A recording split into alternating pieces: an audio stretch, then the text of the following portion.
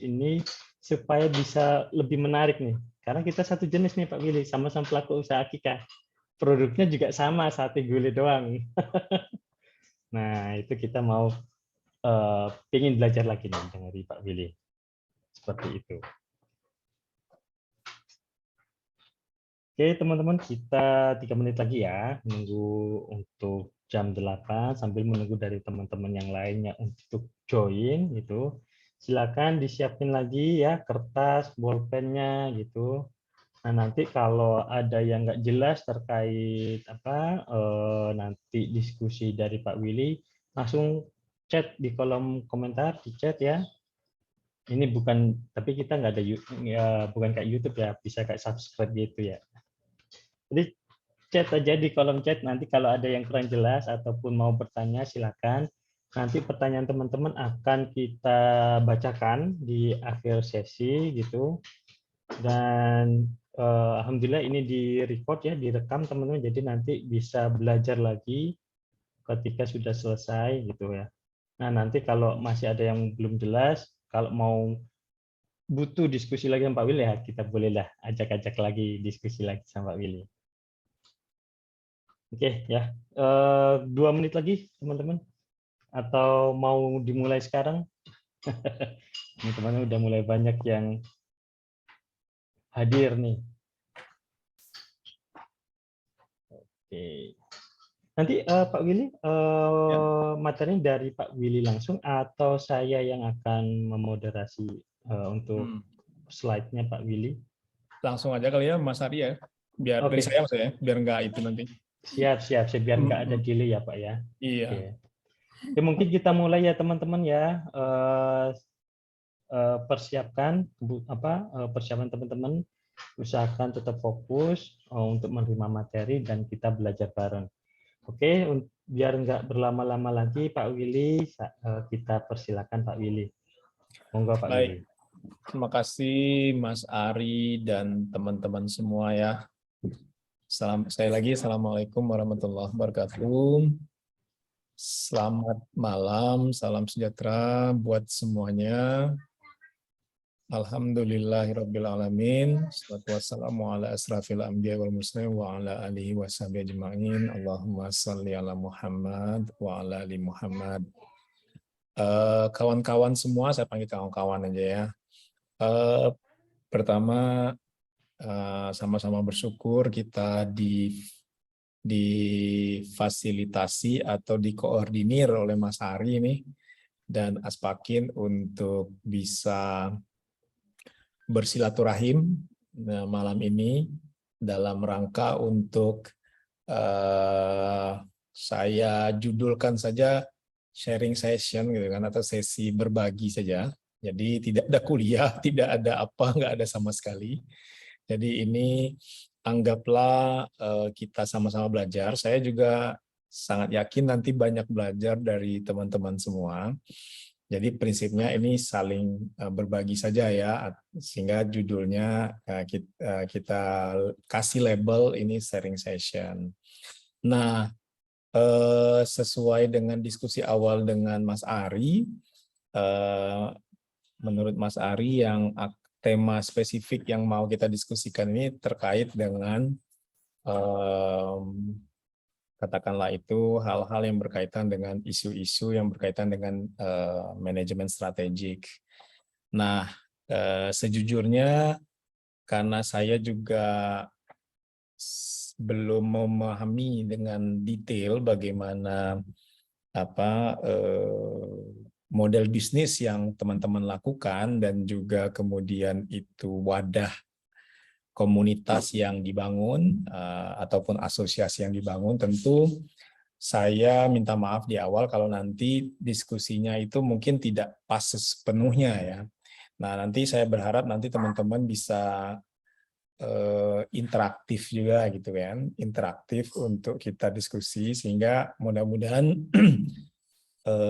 apa yang saya inisiasi dulu awalnya untuk bahan kita diskusi nanti bisa nyambung. Itu satu. Yang kedua, memang sebenarnya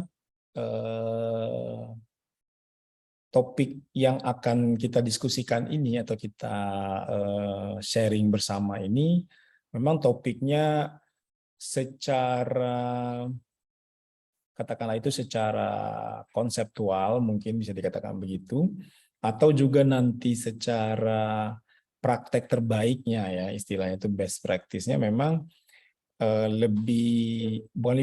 bukan lebih tepat, tapi memang lebih banyak diterapkan itu di organisasi-organisasi bisnis yang sudah mapan, nah, itu ya.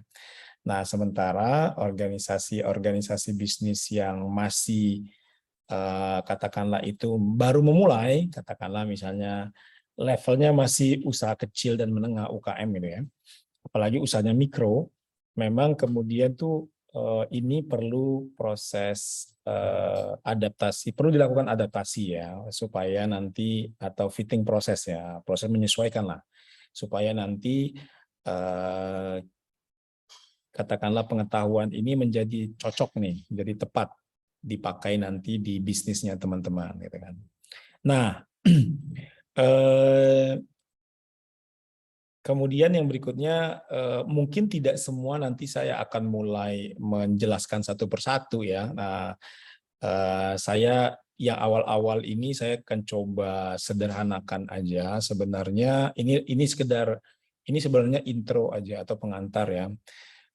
Ini adalah bahan yang saya biasa berikan kepada para direksi, tapi levelnya di korporasi, kadang-kadang di usaha menengah ke atas. Jadi memang ada level untuk belajar ini, mana level katakanlah itu penguasaannya ya, ada level 1 sampai dengan level 5 itu kan. Nah, kurang lebihnya tuh sederhananya begini ya, kalau level yang paling basic katakanlah, atau paling awal fundamentalnya itu adalah kalau sudah nanti kita diskusi ini, setidaknya itu teman-teman itu bisa memahami tentang apa yang kita diskusikan, lalu teman-teman itu kemudian tuh memiliki katakanlah itu semacam ide-ide untuk kemudian mengembangkan apa yang sudah ada, yang sekarang sudah teman-teman punya. Nah, itu jadi level 1 itu outcome nanti kita setelah diskusi ini punya ide ini. Nah, ini level 1 nih, level fundamental. Kalau nanti sudah bergeser ke level pengembangan, itu nanti itu sudah sampai ke teman-teman nanti ide yang tadi itu dieksekusi. Nah, itu dieksekusi. Nah, level paling tinggi itu nanti teman-teman itu bisa saling menjadi mentor buat yang lain. Nah, masterinya di situ gitu kan. Jadi kalau udah jadi mentor, kurang lebih kayak gitu ya. Ini intro aja.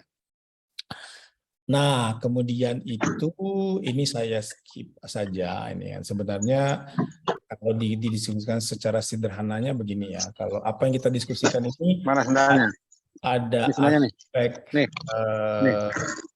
ada aspek apa pengetahuannya, ada aspek keterampilannya, dan juga ada aspek attitude-nya atau sikap ya. Jadi memang kalau kita bicara konsep bisnis dalam area atau domainnya strategic management, itu bukan hanya pengetahuan sebenarnya, tapi juga ada keterampilan dan juga ada sikap di situ ya. Nah, sikap ini agak sulit untuk diperoleh ketika hanya di kelas kayak gini. Sikap ini memang harus di tataran praktek nanti. Kalau skill itu bisa dalam tataran kelas kayak gini atau forum kayak gini, lalu diskusi-diskusi dan simulasi atau menyelesaikan kasus kayak gitu. Tapi kalau attitude itu harus di lapangan gitu kan. Kalau ibarat orang bekerja di kantor itu, dia nggak bisa off the job training, dia harus on the job training gitu kan. Jadi kalau mau menguasai ini, tiga aspek di dalam apa tuh pembelajaran bisnis pada tataran strategik, itu knowledge bisa dapat nih di sini. Skill sebagian kalau ada latihan kasus. atau memecahkan masalah-masalah real kita bawa ke kelas. Tapi yang namanya attitude itu nggak bisa kalau kita tidak nyemplung. Nah, tapi karena teman-teman udah nyemplung, jadi mudah sebenarnya. Tinggal kemudian nanti bagaimana teman-teman mengartikulasi. Artikulasi itu mengungkap ya, mengungkap ke kita semua nih, saling berbagi nih. Kan judulnya kan sharing session. Apa nih pengalamannya? Apa yang tidak ada di textbook? Apa yang tidak ada katakanlah itu di dalam aturan main yang tertulis. Nah, itu kita sebut sebagai aspek personal attribute. Oke, nah hal-hal kayak gini menjadi penting untuk kita pahami ya. Jadi idealnya dapat tiga aspek itu, tapi masalahnya untuk mencapai aspek terutama personal attribute, terutama itu yang berkaitan dengan attitude, itu harus ke lapangan. Gitu ya. Nah, oleh karena itu kalau mau belajar tentu ada pendekatan. Terbaik adalah yang sebelah kanan. Sebelah kanan tuh kalau kita nyemplung.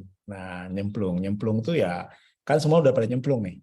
Nah, tinggal pengalaman nyemplungnya itu diceritain nih ke kita, nanti kita akan kembangkan ini ya. Kalau yang cuman sekedar mendengar aja nanti cuma 10%, tapi kalau nanti sampai ke praktek, lalu praktek kemudian itu dikembangkan menjadi apa level mastery. Nah, itu nanti levelnya bisa menuju ke angka dominan menuju ke 100% gitu kan. Nah, ini intro aja. Nanti ini yang akan. Nah, sekarang secara isi atau kontennya apa sih yang kita akan diskusikan? Nah, sebenarnya sebenarnya ini sih sebenarnya sederhananya. Seluruh yang kaitannya dengan katakanlah tadi konsep dan praktek terbaik tentang bisnis pada tataran strategik itu sebenarnya gambarnya kayak inilah simpelnya gitu kan. Cuma memang kalau mau didiskusikan nih tentu nggak satu semester pun kalau di kelas ya itu nggak selesai, dan itu proses belajarnya panjang. Tapi kita coba lihat nanti, kita coba bahas mana isu-isu yang nanti relevan dengan bisnisnya teman-teman gitu kan. Nah, kita mulai dulu yang pertama, ada istilahnya itu saya coba terjemahkan dalam bahasa Indonesia yang simpel ya. Jadi kalau kita, sorry ini saya slideshow ya. Kalau kita ingin punya pengetahuan, keterampilan dan sikap yang terkait dengan bagaimana mengelola bisnis pada level strategik, maka yang pertama yang harus kita kuasai, ini bahasanya kuasai. Kalau kuasai itu bukan hanya pengetahuan, tapi juga di situ ada keterampilan-keterampilan, dan itu harus dipraktekkan. Akan beda banget kalau kita belum mempraktekkan dengan kita telah mempraktekkan, itu akan beda. Maka aspek ketiga tadi itu personal attribute itu akan memberi rasa, akan memberikan taste, karena di situ ada pengalaman ketika menerapkannya. Nah, yang pertama yang harus dikuasai itu adalah business acumen. Business acumen ini bahasa sederhana itu kayak semacam ketajaman atau kalau kita ibaratkan kita tuh punya pisau kita tuh tajam nggak sih gitu kan? Nah, untuk memotong sesuatu. Oke. Nah, ini ketajaman di dalam bisnis ini itu berkaitan dengan kemampuan secara umum ya. Kemampuan itu kita menganalisis pasar sebenarnya. Nah, ini saya akan coba bawa ini pada contoh, misalnya kemarin Mas Ari pernah ngirim ke saya nih proposal bisnis plan ya. Nah, lalu saya akan coba mungkin di sana ya, mungkin nanti teman-teman boleh tunjukkan juga atau boleh bawa ke kelas, ke forum kita ini, ke sharing session ini, nanti diskusikan. Jadi kita perlu atau kita butuh menguasai atau perlu memiliki ketajaman di dalam menganalisis pasar. Kurang lebih itu yang disebut dengan business acumen. Nah, kenapa ini penting? Karena kita tahu bahwa yang alasan pertama bisnis itu hadir tuh karena ada market. Kalau nggak ada market, nggak usah bikin bisnis, kan begitu kan.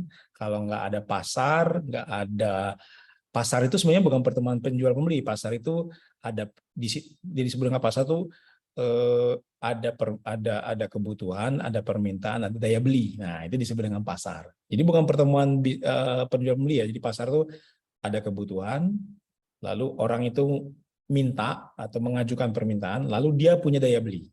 Kalau salah satu nggak terpenuhi, ya nggak jadi pasar ya. Dia punya kebutuhan, dia punya permintaan, tapi nggak punya daya beli, ya nggak jadi, gitu kan. Nah, atau misalnya dia punya kemampuan daya beli, dia punya permintaan, tapi dia nggak butuh. Yang terjadi nanti hanya one shot saja atau hanya sekali beli, ya terus nggak berlanjut. Padahal bisnis itu kan prinsipnya keberlanjutan atau sustainability, gitu kan. Nah, balik lagi tadi. Ketajaman di dalam menganalisis pasar itu menjadi syarat pertama dalam menguasai katakanlah itu bagaimana mengelola bisnis pada level strategik. Nah, apa saja yang harus dikuasai yang berkaitan dengan ketajaman dalam menganalisis pasar itu? Yang pertama adalah secara garis besar ya, kita bagi dalam dua kategori besar nih. Ada analisis eksternal yang memang fokus pada market secara umum, nanti ada analisis internal. Tapi kita fokus yang eksternal dulu. Eksternal ini ada pada pasar. Oke. Yang pertama yang harus teman atau kita semua dalam melakukan bisnis, memahami bisnis itu, menjalankan bisnis itu perlu menguasai mampu untuk menganalisis lingkungan makro. Mampu menganalisis lingkungan makro dengan baik. Saya ulangi, kita mampu menganalisis lingkungan makro dengan baik. Nah, lingkungan makro ini apa aja? Nah, secara konseptual yang banyak diadopsi itu disingkat dengan 5 akronim atau disingkat dengan satu akronim dengan 5 karakter.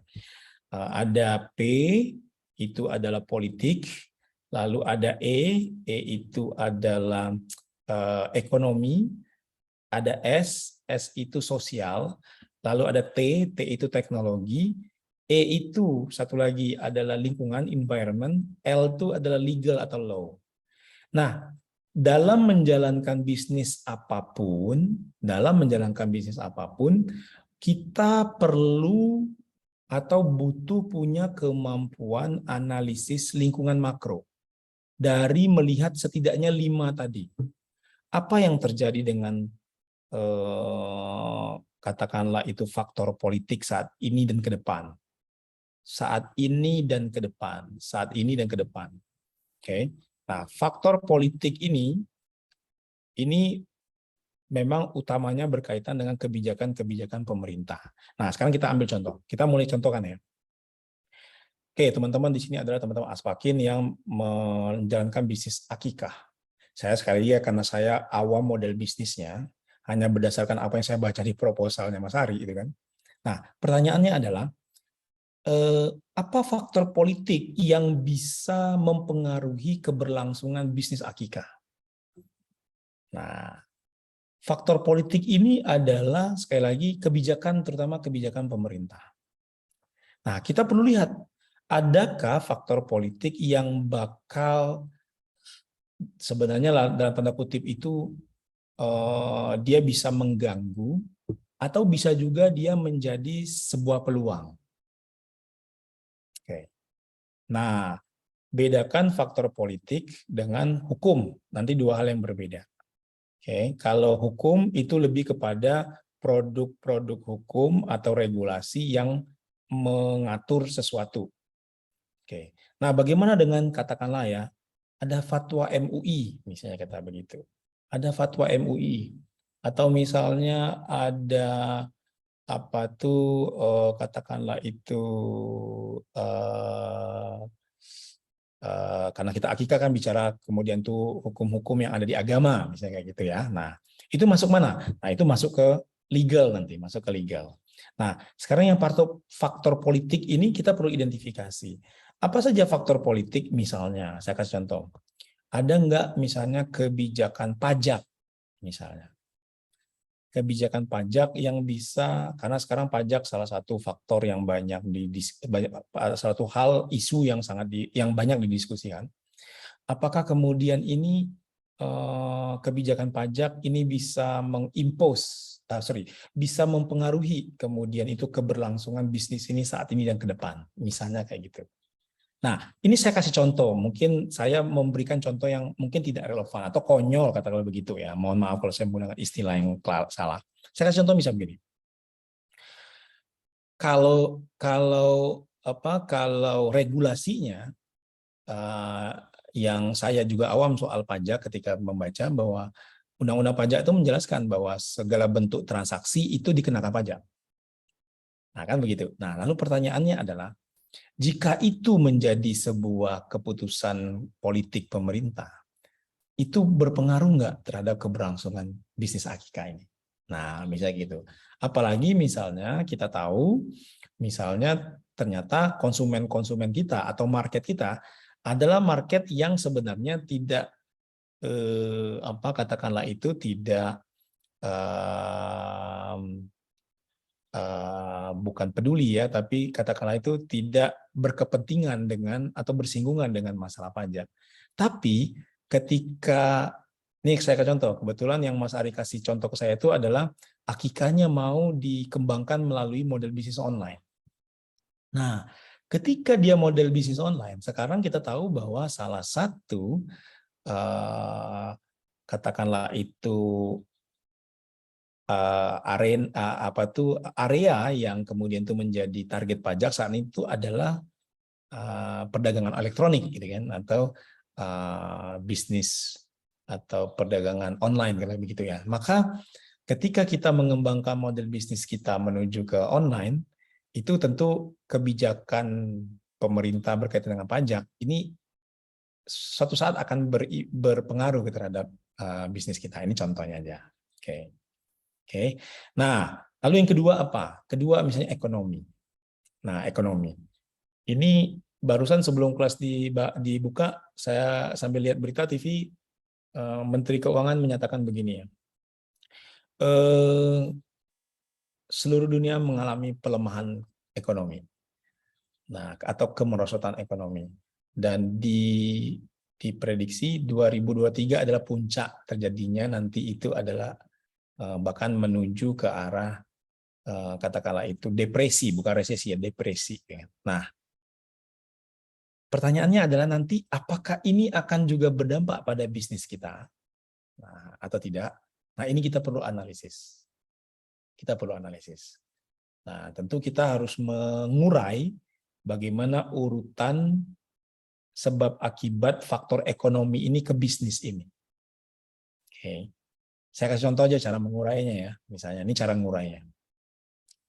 Misalnya, kita mulai dulu dengan inflasi. Nah, kita mulai dulu dengan inflasi.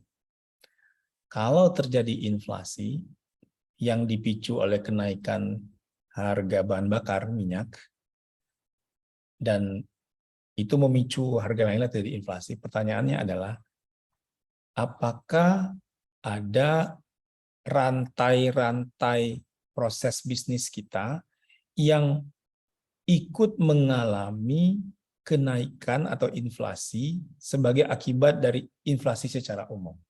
Misalnya, yang kemungkinan naik itu adalah transportasi atau logistik. Misalnya kita mau bawa ternak dari kandang ke tempat penyembelihan, gitu kan? Dari tempat penyembelihan lalu ke konsumen, nah itu kan itu ada biaya transportasi atau logistiknya. Nah, itu terdampak nggak akibat dari inflasi? Oke. Nah, ini contoh aja, contoh. Maka ini kita perlu. Nah, apa sih yang kita mau fokus kita? Fokus kita adalah begini, dampak itu.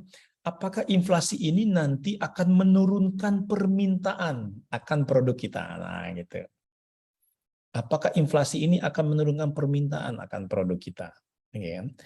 Atau dia tidak menurunkan permintaan secara kuantitas, tapi menurunkan secara kualitas. Kualitas itu apa? Misalnya kita menjual atau menawarkan produk itu dengan paket tertentu.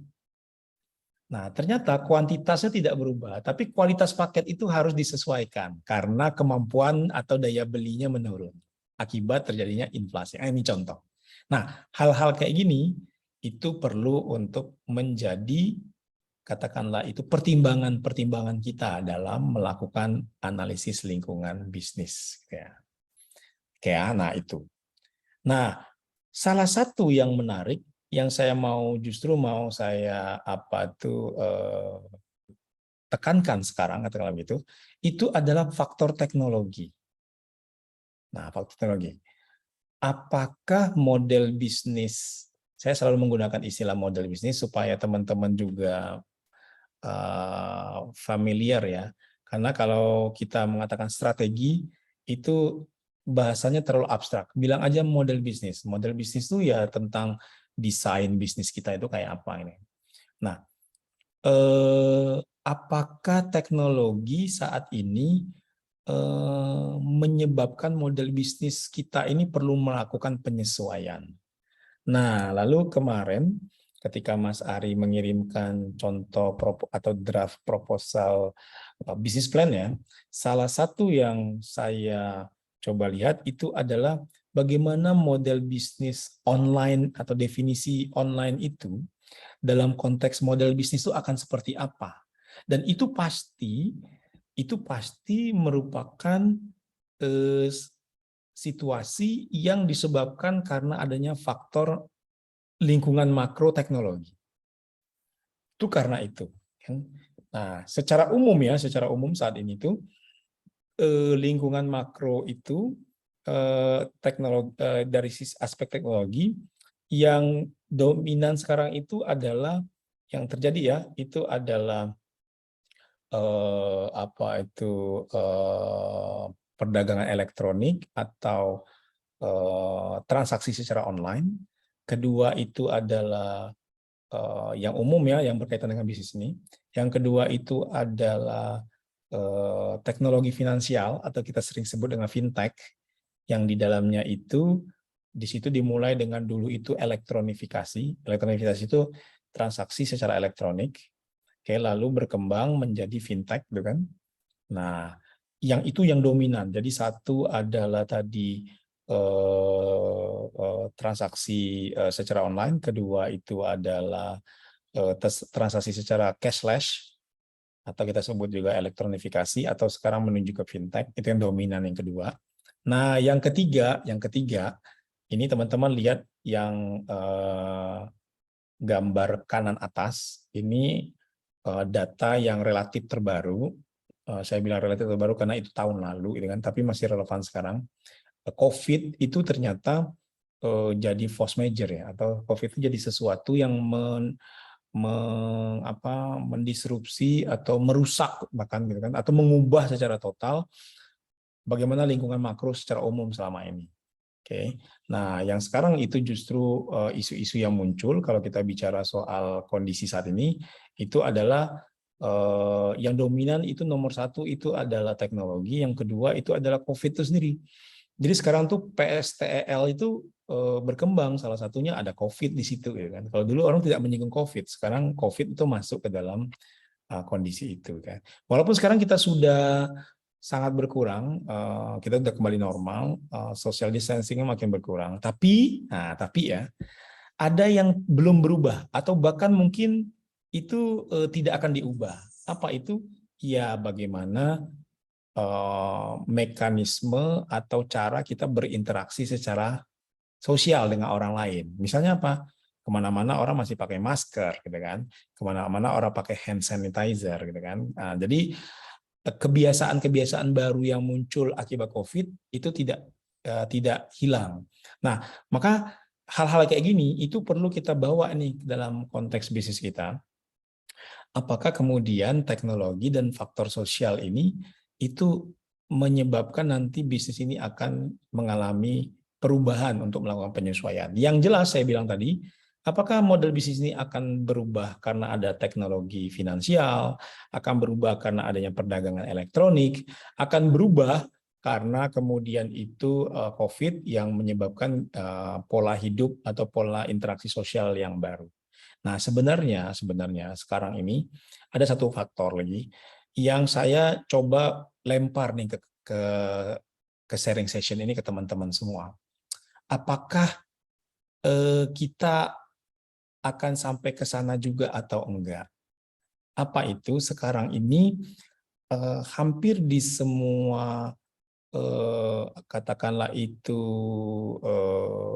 model bisnis ya atau sektor katakanlah begitu ya, teknologi informasi khususnya artificial intelligence itu sudah sangat dominan. Sangat dominan. Nah, saya nggak tahu nih, saya lah bilang aja saya awam, saya tidak tahu apakah di model bisnis ini artificial intelligence itu akan bisa masuk juga atau enggak. Nah, saya kasih contoh nih, yang mudah-mudahan agak mendekati, gitu kan, agak mendekati. Misalnya begini, kalau di retail nih, di industri retail, sekarang ini sebenarnya sudah berjalan sebelum COVID sih, sekarang makin terakselerasi ya. Orang kalau datang ke toko, misalnya mau beli baju begitu ya, ketika dia akan memilih apa nih baju yang cocok buat dia, kalau yang konvensional kan datang, lihat, pegang, coba ke ruang ganti gitu kan. Nah, lalu kalau cocok itu dibawa ke kasir gitu kan untuk dibayar. Nah, dengan AI sekarang itu nggak lagi kayak gitu. Yang terjadi itu adalah orang datang ke toko, lalu masuk ke toko, dia di scanning biometriknya, lalu kemudian itu teknologi AI langsung memberikan tawaran kepada dia. Anda mau cari apa di sini? Baju kah, celana kah, atau apa gitu kan? Terus secara spesifik pilihan baju-baju itu kan ada jenis-jenisnya. Nah, lalu setelah orang itu memilih, nanti teknologi ini akan memberi rekomendasi. Oh, Mas Ari yang cocok itu bajunya ini. Kalau mau pakai baju kayak gitu. Karena ini cocok dengan bukan hanya ukuran badan, tapi termasuk hal-hal lain. Misalnya itu apa tuh katakanlah itu bagaimana apa istilahnya itu ya di dalam kesehatan tuh, misalnya kita tuh seberapa tinggi tingkat toleransi kita itu terhadap panas sehingga kita tuh lebih banyak berkeringat atau enggak gitu kan. Nanti dikasih rekomendasi, oh baju yang cocok itu bahannya seperti ini dengan warna seperti ini gitu kan. Nah, hal-hal kayak gitu. Nah, itu sudah terjadi sekarang. Itu sudah terjadi sekarang. Nah, tentu itu kemudian terintegrasi dengan yang namanya tadi itu fintech dan terintegrasi juga dengan perdagangan elektronik ya. Nah, apakah di model bisnis teman-teman ini ke depannya, saya tidak bicara sekarang, kita bicara ke depan. Kenapa? Bisnis itu harus antisipatif ya. Ke depannya itu nanti akan mengalami hal yang seperti itu juga atau enggak? Kalau iya, seperti apa bentuknya? Nah, ini perlu dipikirkan. Nah, ini perlu untuk dianalisis. Gitu ya. Nah, ini contoh ya, ini contoh bagaimana kita melihat lingkungan makro. Kita melihat lingkungan makro ya. Nah, termasuk yang sekarang menjadi tren adalah isu lingkungan. Isu lingkungan.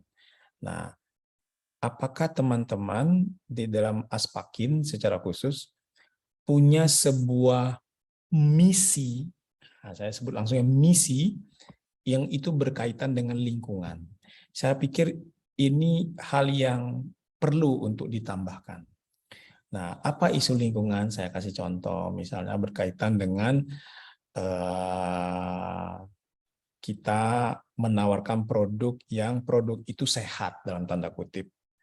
Mulai dari proses ternaknya itu digembala, bahkan mungkin dari dia masih dalam kandungan induknya gitu kan, terus kemudian dia digembala, di makanannya itu seperti apa atau pakannya seperti apa, sampai ke proses dia kemudian itu disembelih gitu kan, dan sampai dia diantar ke konsumen ya kan. Nah, itu semua ada rantai-rantai proses bisnis yang di situ mempertimbangkan aspek kepedulian terhadap lingkungan. Nah, sekarang itu yang sekarang banyak termasuk jargon atau termasuk prinsip-prinsip yang sekarang itu di bisnis itu sedang dikembangkan. Ya, nah, sebenarnya ini menurut saya lagi awam bisa jadi salah ya. Saya melihat bahwa bisnis ini itu isu lingkungan tuh bisa sangat kuat ditunjukkan. Oke, kebetulan ini cerita aja nih. Kebetulan saya dalam hampir 2 tahun ini tuh sering diajak oleh teman di Kementerian Perekonomian, Kementerian Koordinator Bidang Perekonomian di Kedeputian Agribisnis, khususnya di hortikultura, itu kita mengembangkan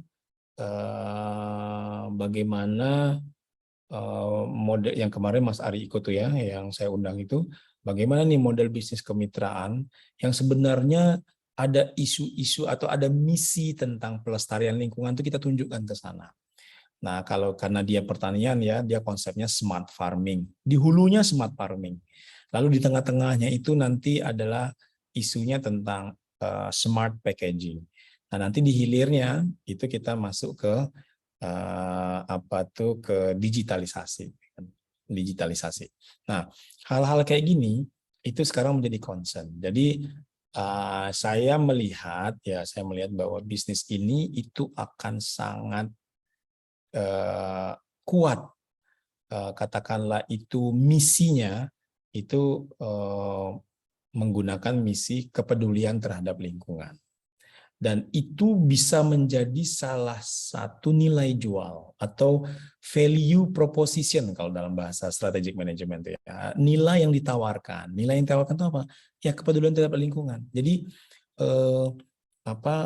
orang akikah itu kan ada filosofinya sebenarnya kan, dalam agama Islam itu kan ada filosofinya. Sebenarnya filosofinya itu kan wujud kesyukuran gitu kan, wujud bersyukur kan gitu kan. Lalu syukur itu atau wujud dari rasa syukur atas kebahagiaan itu lalu itu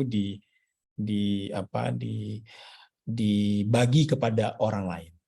Nah, lalu bagaimana manfaat yang dibagi itu betul-betul manfaat yang bukan hanya secara fisik. Bentuknya itu katakanlah itu di situ ada daging kurbannya. Misalnya kayak gitu kan, atau daging yang dipotong, bukan hanya itu, tapi kita memberi manfaat lebih dari sekedar itu. Nah, manfaat itu adalah contohnya apa?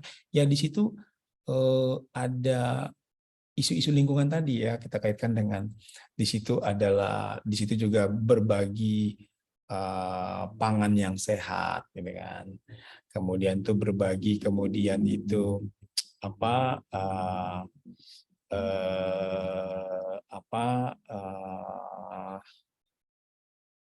kalau kita pengen lebih dalam lagi menggali ya, kita itu ingin mengajak juga konsumen kita itu bagian dari orang yang ikut berkontribusi juga kepada pelestarian lingkungan. Nah, gitu kan. Ketika dia membeli atau dia bertransaksi dengan kita ya. Nah, hal-hal kayak gitu tuh itu bisa kita bungkus itu menjadi salah satu nilai atau manfaat yang kita tawarkan kepada mereka. Nah, kalau dalam marketing itu sering disebut sebagai nilai tambahan atau nilai lebih, atau sering disebut dengan bahasa Inggris itu augmented value. Kalau basic value-nya ya ternaknya atau dagingnya gitu kan. Nah, augmented-nya itu perlu. Nah, semakin kita menawarkan nilai lebih, tentu nanti itu kita bisa punya nilai yang dipersepsikan juga semakin tinggi oleh si konsumen kita atau market kita. Nah, hal-hal kayak gini menurut saya ini bisa menjadi katakanlah itu satu dari beberapa poin yang bisa teman-teman lihat, gitu kan. Nah, itu disebut dengan tadi ya ketajaman di dalam menganalisis lingkungan makro. Nah, lingkungan makro itu baru satu. Oke. Lingkungan makro itu skalanya paling tidak nasional. Nah, karena paling tidak, kita nggak bisa bilang saya usahanya di daerah. Kan nggak ada urusan dengan itu. Oh, jangan. Kita jangan pernah berpikir begitu. Yang namanya bisnis, paling tidak mindset scope-nya itu harus nasional, sudah minimal. Bahkan sangat mungkin itu bisa internasional. Sangat mungkin bisa internasional. Oke.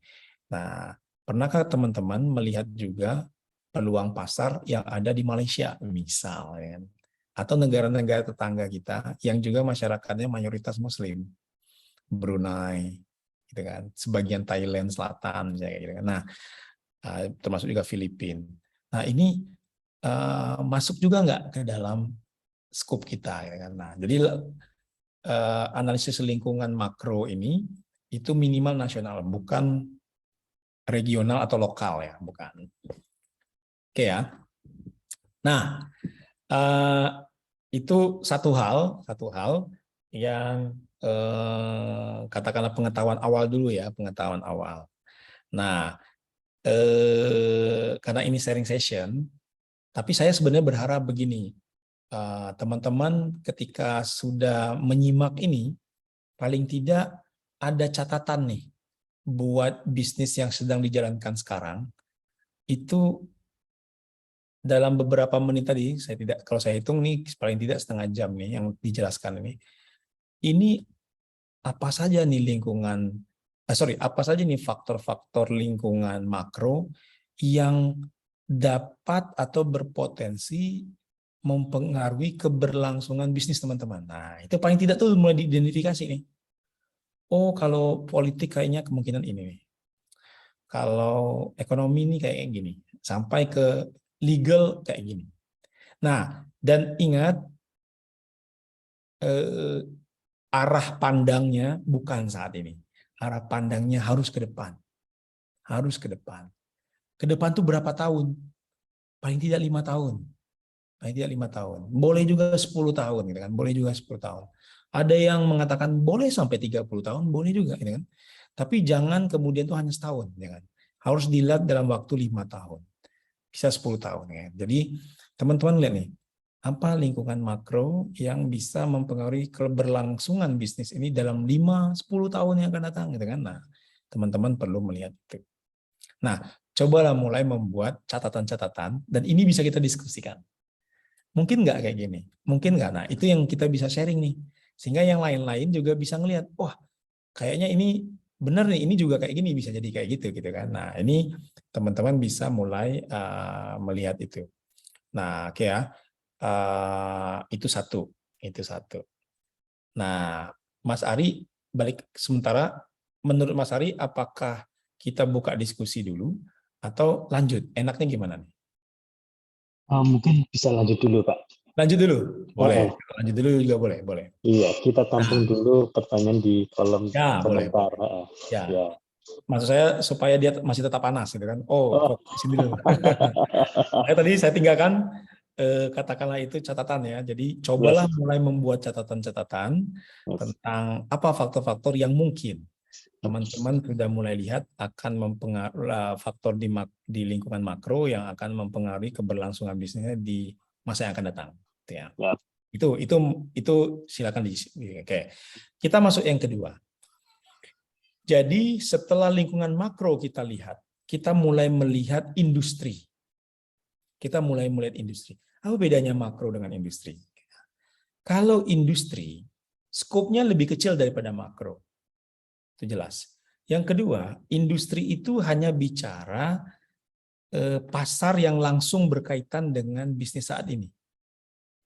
Oke. Industrinya apa? Ya, industrinya apakah bisnis akikahnya, atau bisnis penyediaan hewannya, atau di situ ada lebih dari itu gitu kan. Nah, itu kita perlu definisikan. Industrinya itu skopnya seperti apa. Nah, itu yang disebut dengan industri. Nah, kalau saya melihat tanpa mengecek satu persatu, yang sudah join ada 91 termasuk saya, maka saya asumsikan setidaknya ada 90 orang. Ini hitungan apa katakanlah itu kasar banget lah itu. Ada 90 orang pelaku bisnis di industri ini. Maka sebenarnya dalam satu industri ini saja setidaknya sudah ada pemain sebanyak 90 orang atau 90 pelaku usaha atau bahkan mungkin 90 unit usaha kalau dia masing-masing punya satu. kan, yang masuk dalam satu industri. Nah, lalu sekarang, apakah 90 ini ketika masuk dalam sebuah industri ini, ibarat seperti katakanlah itu kolam, lebih enak itu mendeskripsikan itu kolam ya. Kita bayangkan ada satu kolam renang, lalu kolam renang itu di dalamnya itu udah ada 90 orang nyemplung. Nah, pertanyaannya, udah penuh nggak kolam itu? Nah, itu pertanyaan simpel ya. Udah penuh atau belum? Oke. Atau sebenarnya kolam itu luas banget, bukan kolam, Pak. Dia bahkan mungkin dia danau. Atau mungkin lebih luas dari danau lagi gitu kan. Oke. Sehingga 90 ini sebenarnya masih sangat sedikit teman-teman yang lebih tahu. Nah, tapi untuk mengkonfirmasi ada caranya. Caranya apa? Tentu kita harus punya data. Kita harus mencari data tentang bagaimana kondisi terkini di industri ini. Baik dari sisi jumlah, baik dari sisi kemudian itu model bisnisnya, apakah hanya penyediaan ternaknya, atau jasa potongnya, atau jasa antarnya, atau sampai ke IO-nya, hakikat dan segala macam kan. Dan termasuk juga kemudian itu apakah bisnis ini berdiri sendiri maksudnya dalam satu rangkaian tuh dia sendiri, atau dalam satu rangkaian itu terdiri lebih dari satu mitra-mitra yang bergabung. Nah, ini tentu akan beda nih ininya ke karakteristik industrinya akan berbeda. Nah, ini perlu dianalisis. Nah, kalau secara teoritis dan best practice yang banyak dipakai itu adalah namanya five forces. Tapi saya tidak mau menjelaskan serumit itu. Sederhananya adalah coba hitung dari 90 yang hadir ini, apakah kolamnya udah sesak, udah penuh? Atau sebenarnya ini kolamnya sudah masih sangat luas. Nah, kenapa ini penting? Karena semakin banyak pemain, maka industri itu tingkat kompetisinya akan semakin tinggi. Nah, kalau tingkat kompetisinya semakin tinggi, maka sangat rasional kalau kemudian teman-teman akan lebih kurang diuntungkan. Kenapa? Karena margin akan makin rendah. Kemudian posisi tawar pembeli akan cenderung lebih tinggi karena dia punya banyak pilihan. Oke. Termasuk juga posisi tawar supplier juga akan lebih tinggi karena supplier bisa jadi, wah kalau Mas Ari gini-gini saya pindah ke yang lain deh. Nah, gitu. Dia punya posisi tawar yang lebih tinggi gitu kan. Nah, ini contoh ya bagaimana kita ngelihat itu. Oke. Nah, termasuk kemudian apakah sebenarnya seperti saya katakan tadi, yang teman-teman udah desain ini model bisnis saat ini, ternyata ada kemungkinan ada pihak lain masuk ke industri ini membawa model bisnis baru yang punya diferensiasi atau perbedaan dengan model bisnis teman-teman. Nah, maka apa yang saya coba baca di proposalnya Mas Ari, saya lihat ini kayaknya mencoba membuat sebuah diferensiasi ini dari model bisnis yang ada saat ini. Nah, jangan-jangan nih di Zoom kita malam ini, teman-teman yang lain ini punya juga nih, yang lain-lain punya sebuah katakanlah itu inovasi dalam model bisnis lain gitu kan.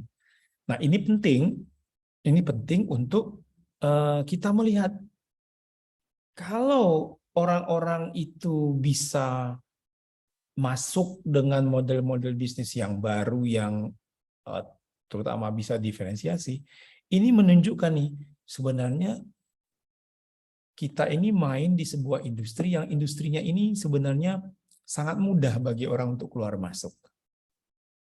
Sehingga ancaman terhadap pendatang baru, ancaman terhadap produk substitusi itu sangat tinggi, gitu kan, ancaman. Ini perlu dilihat, ini perlu dilihat. Atau jangan-jangan nanti seperti saya bilang tadi, sebenarnya orang lain bisa masuk, tapi dia tidak ngurusin semua. Dia hanya fokus pada saya nyediain ternak aja deh, gitu kan. Atau bisa masuk saya ke usaha untuk pemotongannya aja deh. Ada yang masuk saya ke delivery-nya aja. Ada yang masuk saya ke IO-nya. Ada yang masuk saya ke pembayaran, sistem pembayarannya. Masuk saya menyediakan lapak online dan segala macam. Hal-hal kayak gini perlu dipetakan. Oke, perlu dipetakan. Nah, itulah yang kita sebut sebagai analisis 5 kekuatan persaingan. Nah, itu sering kayak gitu. Sederhananya kayak gitu deh kalau mau kita bawa ke dalam model bisnis ini. Oke ya. Nah, mungkin tidak semua saya akan sampaikan di slide ini. Saya akan masuk langsung ke yang bagian akhir. Itu adalah kalau kita ingin sukses di bisnis ini, di industri ini, apa nih aturan main yang harus kita patuhi? Nah, itu kita sering sebut dengan istilahnya itu adalah key success factor. Apa nih aturan main yang harus kita patuhin dalam industri ini? Nah, aturan main ini nanti akan kemudian itu berkaitan erat dengan apa yang kita miliki di dalam. Karena aturan main itu pada akhirnya bicara soal persyaratan masuk ke industri ini. Nah, nanti persyaratan itu kita mampu penuhin nggak gitu kan? Nah, ini kita sebut sebagai key success factor. Nah, orang yang common di dalam bisnis, orang terbiasa dalam bisnis ya, itu akan tahu persis, oh dia tahu kalau mau main di sini tuh, kalau mau sukses itu ini yang harus dia penuhin.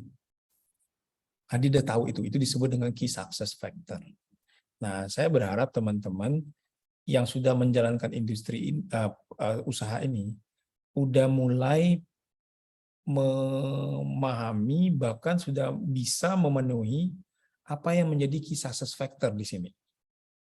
Tahu persis ya, apa aja key success factor-nya. Ya. Nah, harapannya nanti ketika sudah tahu key success factor-nya, teman-teman bisa atau punya sesuatu yang ada dalam usahanya itu bisa memenuhi itu. Oke. Apa sih contohnya KSF? Misalnya ini contohnya aja. Misalnya KSF-nya adalah berkaitan dengan nih saya nggak tahu nih kemarin dengan ketika COVID mulai reda, terus ada isu kasusnya PMK ya, penyakit mulut dan apa PMK Mas Hari? Mulut dan kuku, Pak. kuku ya, mulut dan kuku.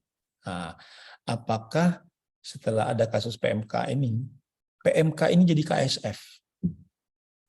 Nah, artinya kalau mau main di industri ini, terutama di hulunya di ternaknya, itu comply terhadap PMK ini, misalnya apakah dia ternaknya harus divaksin, ternaknya kemudian itu sehat dan segala macam, ini menjadi KSF-nya. KSF itu Key Success Factor. Nah, ini harus dipelajari nih. Ini harus dipelajari, dilihat ya, sebagai apa yang kita perlu lihat sebagai aturan main untuk bisa masuk ke industri ini. Ya. Nah, itu teman-teman dari sisi eksternal. Nah, internalnya supaya ceritanya lengkap, internalnya adalah sederhananya adalah teman-teman mampu mengidentifikasi apa saja sumber daya dan kapabilitas yang dimiliki oleh teman-teman saat ini. Kalau kita bicara sumber daya, itu semuanya berwujud fisik. Kalau lebih gampang ya, kalau kapabilitas semua yang berwujud tidak fisik. Non-fisik. Yang fisik itu apa? Misalnya, yang fisik itu mulai kita bicara modal, kita bicara alat, kita bicara teknologi, aset, dan segala macam. Itu kita sebut, katakanlah itu adalah sumber daya. Itu diidentifikasi, dibuat daftarnya. Nah, itu yang dimiliki itu nanti bisa nggak jadi sumber jaminan keberlangsungan bisnis teman-teman. Ya. Nah, termasuk juga kapabilitas. Kalau kapabilitas tidak berwujud, apa contohnya kapabilitas? Misalnya, kapabilitas itu adalah keahlian tertentu. Nah, apa nih keahlian di model bisnis ini? Keahlian tertentu apa yang dipersyaratkan? Udah dimiliki belum? Ya. Nah, ini masukkan ke dalam daftar yang namanya identifikasi sumber daya dan kapabilitas. Nah, setelah dimasukkan, oh ini saja, ini yang saya sudah miliki, sumber daya 1, 2, 3, 4, 5, kapabilitas saya punya 1, 2 ya. Nah, lalu pastikan apakah itu sudah cukup untuk menjamin keberlangsungan bisnis ini di masa yang akan datang. Oke, ya. Nah, cukup kalau definisinya adalah sesuatu yang secara kuantitas itu memadai, secara kualitas juga memadai. Nah, saya ingin menekankan di kapabilitas. Kapabilitas ini di dalamnya adalah keahlian. Ada nggak keahlian yang dibutuhkan oleh bisnis ini saat ini, tapi ke depannya itu bisa jadi nggak diperlukan lagi. Ataupun kalau diperlukan, dia tingkat keahliannya lebih tinggi. Nah, ini perlu diidentifikasi. Nah, saya coba kasih contoh nih, walaupun ini nggak sama persis. Sekali lagi karena saya awam di bisnis ini, saya kasih contoh. 2019, ketika saya ada sebuah pekerjaan di Kemnaker namanya Critical Occupation Study, mengidentifikasi apa aja nih pekerjaan-pekerjaan yang akan hilang di masa yang akan datang. Itu sebelum COVID ya. Lalu kami masuk ke retail, ke perusahaan, ke industri retail. Lalu kami datang ke Matahari Group. Lalu mereka cerita begini, dulu Pak, dia bilang, dulu orang ketika masuk bekerja sebagai karyawan di sini, kalau dia masuk melamar sebagai kasir, sampai pensiun jadi kasir Pak. Berpuluh tahun, belas tahun jadi kasir Pak. Nah sekarang itu nggak bisa lagi Pak, dia bilang. Orang kalau mau masuk di sini, termasuk yang lama, itu dia harus tahu Pak, bagaimana proses bisnis di Matahari ini mulai dari pangkal ke ujung. Dari pangkal itu mulai dari barang itu datang dari distributor atau dari mana masuk ke gudangnya, sampai masuk ke toko, sampai di display, sampai ke barang itu keluar dari meja kasir. Nah, itu mereka harus kuasain semua. Nah, pertanyaan saya adalah, apakah nanti bisnis yang teman-teman jalankan sekarang akan ada kemungkinan nggak keahlian yang dimiliki sekarang ke depan tidak relevan lagi? Kalaupun keahlian itu masih dibutuhkan, tapi tingkatannya meningkat atau levelnya meningkat. Oke, nah itu yang disebut sebagai analisis sumber daya dan kapabilitas. Tujuannya cuma satu aja, memastikan yang dimiliki saat ini itu bisa menjamin keberlangsungan bisnis di masa yang akan datang. Kalau ternyata hasil analisis teman-teman, ternyata sekarang iya, tapi untuk masa depan diragukan karena ini masih kurang, ini masih kurang. Berarti sudah saatnya teman-teman kemudian mulai fokus pada mencukupkan ini secara berkesinambungan dalam proses bisnis ini sampai ke depannya. Apa yang harus dilakukan? Oke ya. Nah, Mas Ari mungkin menurut saya ini dulu. Udah 55 menit. Sebelum kita masuk ke setelah ini kita akan masuk ke sini sebenarnya. Sebenarnya ini saya Iya. tapi saya akan masuk langsung ke strateginya dulu. Itu kan bisnis ini logikanya aja yang sederhana kayak apa. Tapi kita mungkin ada pertanyaan atau diskusi bisa kita ini sudah ada komen kan, misalnya Iya, Pak. Udah ada nih. untuk teknologi seberapa penting peranan teknologi ini untuk sustainability bisnis. Nah, ini saya awam ya. Setiap kali kita momen Idul Adha, saya selalu menerima bukan menerima. Saya selalu membaca artikel yang artikel itu mencoba mengkomparasi kita dengan katakanlah itu negara-negara yang mayoritas mereka non-Muslim, tapi mereka mengklaim proses kita di dalam katakanlah itu menangani ternak tadi itu katakanlah itu lebih mereka merasa mereka mengklaim mereka lebih katakanlah itu berperi hewani. Nah, katakanlah begitu ya. Nah, itu karena mereka didukung oleh teknologi. Nah, ini contoh. Apakah jadi saya karena ada pertanyaan teknologi itu ya. Jadi saya coba jawab. Ini ada nggak teknologi yang mungkin akan mengubah bagaimana proses bisnis kita, terutama di hulu nih. Di hulu itu mulai dari Dulu berarti ternak ya Pak ya? ternaknya, lebih kepada Iya. ternaknya. Oke. Kemudian kalau di tengah-tengah itu pada kemudian itu penanganan dia sudah menjadi produk, dikemas dan segala macam gitu kan. Nah, di hilir nanti itu proses delivery-nya ke konsumen. Delivery ini bukan hanya mengantarkan, tapi delivery ini termasuk ada nggak event-event yang ada. Event itu maksudnya itu prosesi-prosesi, ritual-ritual, acara-acara yang perlu untuk mendelivery itu gitu kan. Nah ini ada nggak kemudian teknologi yang menggantikan model bisnis yang ada saat ini? Nah, kalau di hulu misalnya, apakah ada teknologi yang misalnya cara memotong hewan, kemudian cara mengemas dagingnya, kemudian itu cara mendeliverynya, menyampaikannya ke konsumen.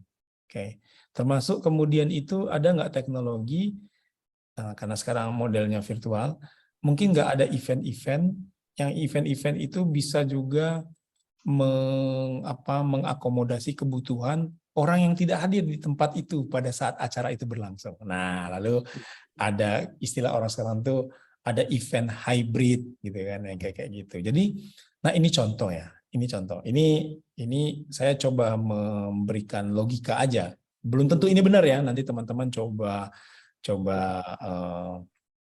analisis kembali dan bisa juga didiskusikan nih kan. Bagaimana kemudian itu yang tadi saya coba sampaikan itu bisa ini kan. Oke, Nah, Pak Willy, kita ya. mau coba elaborasi dari pertanyaan Mas Rian 86 ya, tadi Pak terkait teknologi. Mungkin ini ditanyakan ketika Pak Willy tadi menjelaskan terkait artificial intelligence AI, gitu kan. Nah, mungkin kalau menurut saya pribadi Pak, gitu kan ya, perusahaan usaha atau bisnis Akika ini masih belum tersentuh sama AI. Tapi kita masih belum tahu juga untuk kedepannya ini seperti apa. Nah, mungkin dari pengalaman Pak Willy karena udah masuk dari berbagai macam industri gitu kan, kira-kira untuk AI ini itu apakah akan cukup berpotensi untuk menentukan bisnis kita bisa sustain atau enggak gitu Pak? Oke. Kalau pertanyaan berkaitan dengan AI, saya coba jelasin sedikit sederhananya ya. Yang disebut dengan AI itu apa sih dalam konteks kita bicara sekarang bisnis ini ya. Jadi simpelnya AI itu adalah ada sebuah teknologi yang teknologi ini punya kemampuan berpikir sendiri.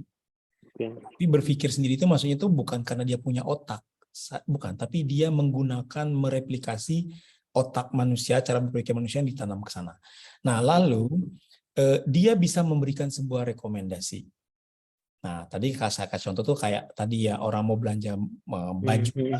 Nah, sekarang kita bicara kemudian tuh bisnis Akika.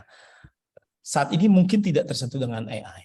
Tapi saya kasih contoh kata-kata tuh ini sebuah imajinasi.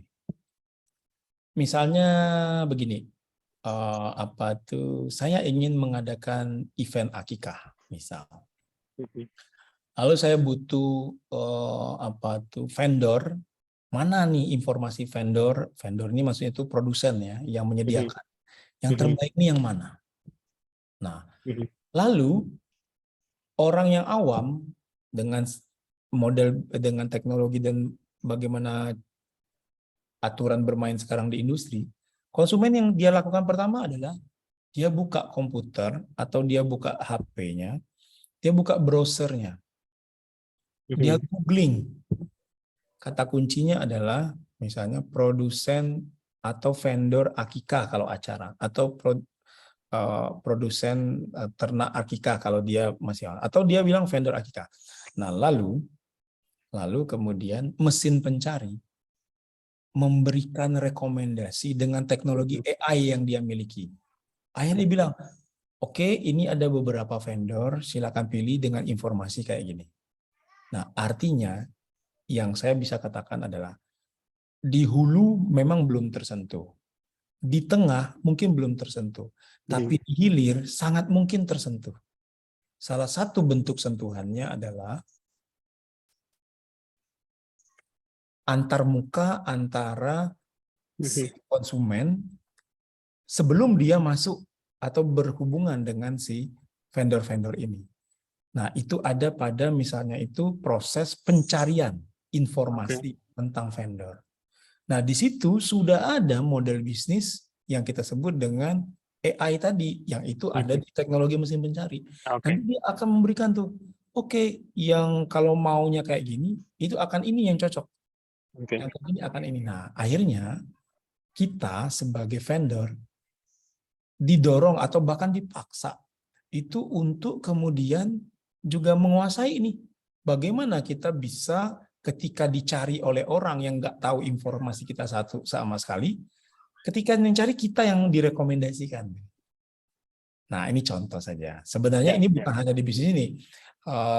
Kalau saya diberi kesempatan menjadi katakanlah fasilitatornya pelaku usaha mikro, bukan kecil lagi mikro, itu yang saya tanya pertama sama mereka adalah satu, sudah punya usaha, sudah punya produk, udah punya pasar, ada yang sudah, ada yang belum, ada yang baru mulai, ada yang baru jalan, ada yang sudah jalan. Lalu saya bilang, oke, yang sudah punya pasar itu seberapa luas pasarnya, yang belum punya pasar bagaimana cara mencari pasarnya. Mereka bingung. Saya bilang, oke, kalau begitu kita mulai dari hal yang simpel aja, bahwa kalau orang mau cari sesuatu, dia nggak akan kenal kita. Dia nggak tahu kita. Maka harus ada cara bagaimana kita dikenal sebagai vendor. Nah, maka model bisnis yang sekarang paling banyak digunakan itu adalah orang mencari tahu tentang kita, itu ketika cari tahu dia langsung ketemu sama kita. Nah, kayak dicomblangin gitu. Nah, itu namanya teknologi dan mesin pencari. Nah, lalu akhirnya apa? Saya bilang, oke, apa mesin pencari yang paling banyak digunakan? Nomor 1 Google. Ya Google ya. Nah, oke, kalau begitu kita bikin atau semua harus punya yang namanya akun Google Business. Nah, gitu kan. Jadi semua bikin akun bisnis. Jadi ketika orang cari mesin pencari, kita masukkan profil bisnis kita, misalnya Mas Ari apa, udah keluar nanti di Google Business. Jadi ketika orang mencari akikah, yang direkomendasi itu adalah salah satunya ya usahanya Mas Ari. Nah, contohnya kayak gitu. Ya. Nah, jadi paling tidak di hilir udah mulai ini nih, udah mulai tersedia. Nah, gitu. Betul, Pak. Contohnya. Oke. Pertanyaan berikutnya ini Pak, mungkin ini langsung jump in ke next slide ya. Bagaimana solusi dari peperangan harga dari suatu barang? Nah, suatu barang yang oke. Pak. Ini kan pertanyaan menarik nih. Saya jawab dengan slide ini. Saya jawab dengan slide ini. Jadi gini, kembali lagi ya. Apapun bisnisnya atau apapun usahanya,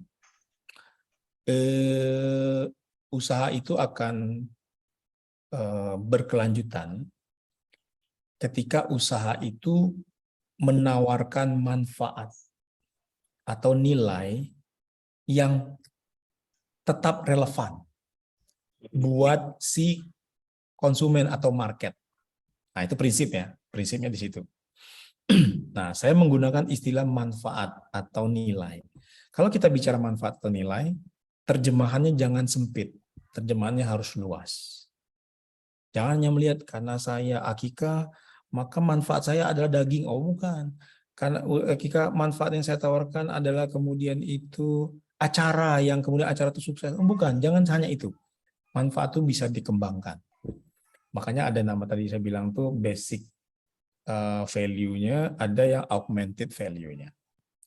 Nah, lalu Satu itu. Yang kedua adalah kita harus memahami bahwa sangat mungkin bahwa kita itu tidak sendiri dalam industri. Kalau kita sendiri itu justru sulit ya. Yang sering disebut dengan blue ocean. Kita monopolistik. Itu sulit. Monopolistik tuh hanya bisa dicapai tanpa blue ocean kalau kita diproteksi oleh pemerintah. Kalau itu nggak bisa. Gitu kan. Lalu ya sudah, berarti sifat alaminya kita akan bermain di industri yang di dalamnya itu pemainnya bukan cuma kita, orangnya banyak bahkan gitu kan. Nah, itu kita sebut dengan red ocean ya. Jadi pasarnya merah. Nah, lalu sekarang pertanyaan tadi kan perang harga. Perang harga sangat mungkin karena industri itu terdiri atas lebih dari satu, banyak bahkan pemain-pemain. Nah, orang yang melakukan atau vendor yang melakukan perang harga adalah vendor yang menggunakan pendekatan strateginya itu adalah low cost atau cost leadership. Nah, kenapa sebelum kita masuk ke cost leadership, kita mesti tahu dulu kenapa dia menggunakan cost leadership. Balik lagi ke tadi ya, manfaat secara sederhana itu dibagi dengan dua jenis. Ada manfaat dari produk, ada manfaat dari harga. Oke, jadi kalau kawan-kawan menawarkan produk, manfaat yang bisa ditawarkan bukan hanya produk loh, bisa juga harga itu adalah manfaat. Nah, ketika teman-teman melihat pada umumnya sudah menawarkan dengan standar manfaat produk yang sama, maka sulit bagi kita untuk kemudian itu menawarkan lebih baik daripada itu, apalagi di bawah manfaatnya. Maka kita bisa bermain pada manfaat lain. Itulah yang disebut dengan manfaat harga. Jadi kita memberikan harga yang harga itu dipersepsikan oleh konsumen itu punya nilai. Nilai itu adalah lebih murah. Nah, perang harga terjadi ketika para vendor di dalam industri itu terjebak pada situasi pendekatan strategi cost leadership yang sudah tidak, katakanlah itu, efektif atau produktif lagi. Dia sudah kontraproduktif. Saya ulangi ya, perang harga terjadi ketika para vendor di suatu industri itu terjebak pada sebuah situasi yang di dalamnya itu strategi atau pendekatan strategi cost leadership itu sudah tidak efektif atau produktif lagi, sudah kontraproduktif. Nah, pertanyaannya apa yang menyebabkan dia kontraproduktif? Jawabannya simpel. Produk yang ditawarkan itu nilai produknya itu standar semua menawarkan hal yang sama. Jumlahnya makin lama makin banyak, sehingga cara yang paling logis untuk tetap bertahan di pasar hanya satu. Apa itu? Berlomba menawarkan nilai harga yang paling baik. Nah, nilai harga yang paling baik itu adalah nurunin. Maka terjadi perang harga. Nah, lalu pertanyaannya, ada nggak cara untuk quit dari sana, keluar? Ada. Kalau cara apa? Pindah dong ke sebelah kanan. Ke pendekatan sebelah kanan. Apa? Diferensiasi.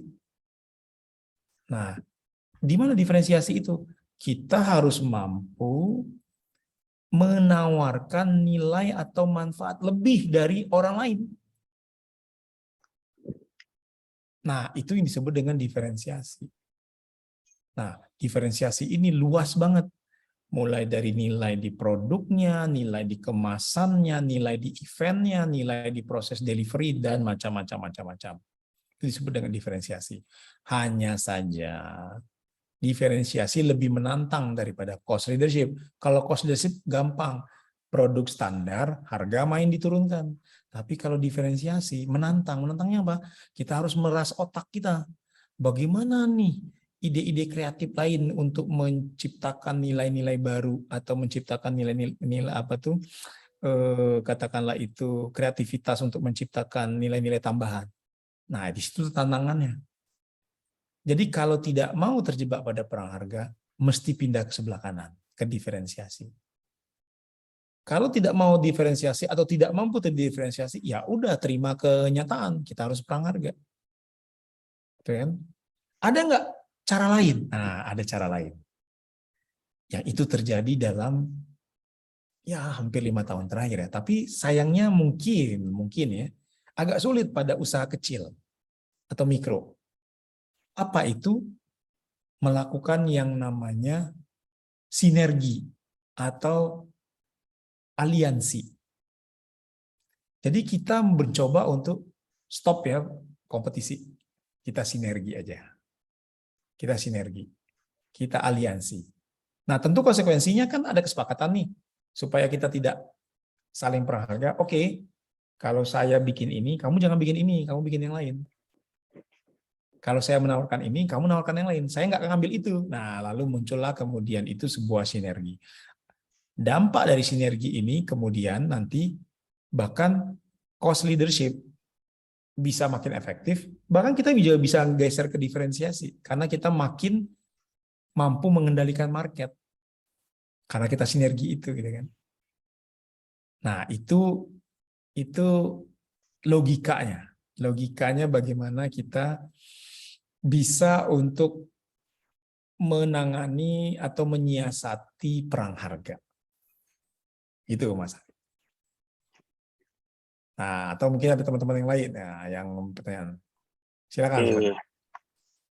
Kalau teman-teman belum ada tanya Pak, saya mau bertanya Pak. Boleh silakan.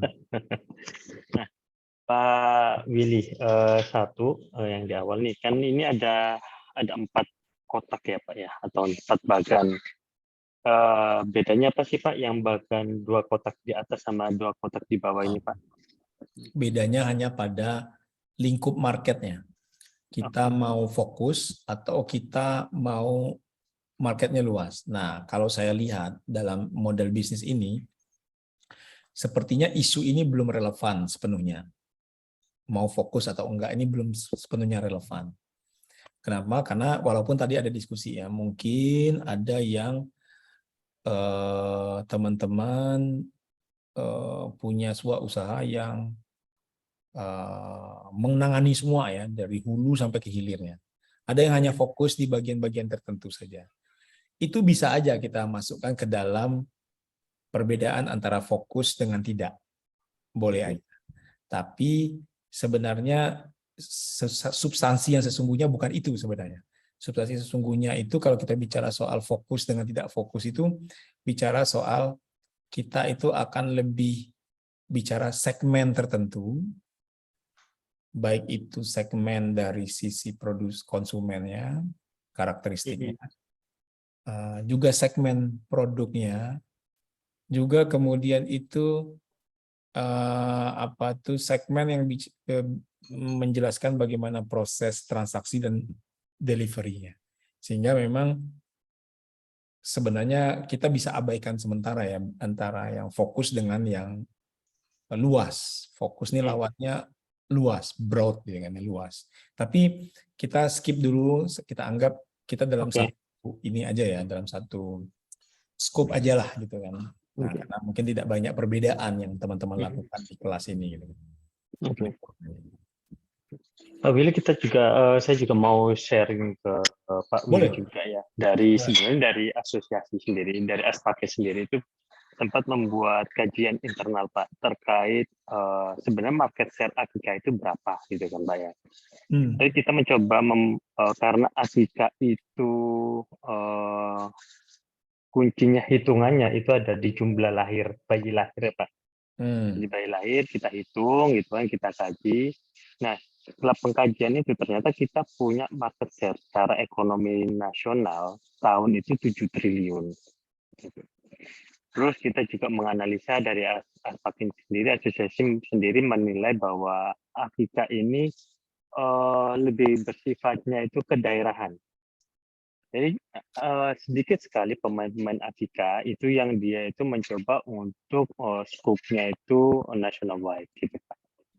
Nah, dari karena kedaerahan ini Pak, dan semua orang betul seperti yang Pak Willy tadi sampaikan, semua orang itu bisa untuk masuk ke bisnis akikah. Bukan hanya para anggota Aspati sendiri, bahkan tukang sate di pinggir jalan, terus rumah makan sate kambing, rumah makan kambing itu juga bisa membuat langsung aja usaha akikah seperti itu, tanpa mereka perlu memikirkan ya udah kalau nggak ada orderan akikah yang nothing tulus juga buat mereka.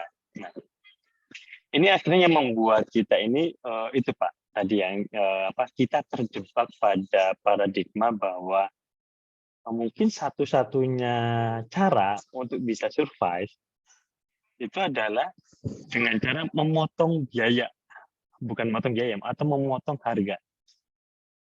harga jual. Dan kalau kita tarik mundur itu bisa efisiensi lebih ke arah ya kita cost-nya kita kurangin. Kalau kita mengurangi cost ternak itu agak susah. Karena saat ini hulu sama hilir ini agak itu ya Pak ya, agak seret juga nih. Yang hilir minta lebih murah, yang hulunya minta dinaikin. Kebanyakan nggak ketemu di situ.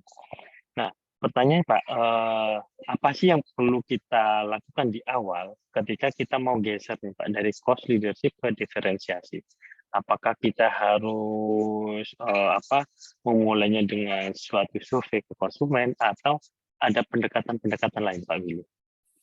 Nah, ini pertanyaannya menarik sekali ya. Tapi untuk menjelaskannya ini banyak sudut pandang. Saya mulai dulu dengan yang pertama tadi itu ketika melakukan katakanlah semacam forecasting, katakanlah begitu ya, forecasting atau estimasi market potensial, katakanlah begitu ya. Nah, dengan menghitung jumlah bayi yang lahir segala macam. Nah, mungkin satu hal yang kita perlu juga lihat adalah bahwa apakah kemudian akikah ini sesuatu yang katakanlah itu mandatori dalam konteks katakanlah itu atau dari perspektif keagamaan dari kita terutama dari sisi Islam. Apakah dia mandatori? Kalau dia mandatori, tentu angka kelahiran itu menjadi lebih persentasenya atau tingkat keyakinannya akan menjadi lebih tinggi.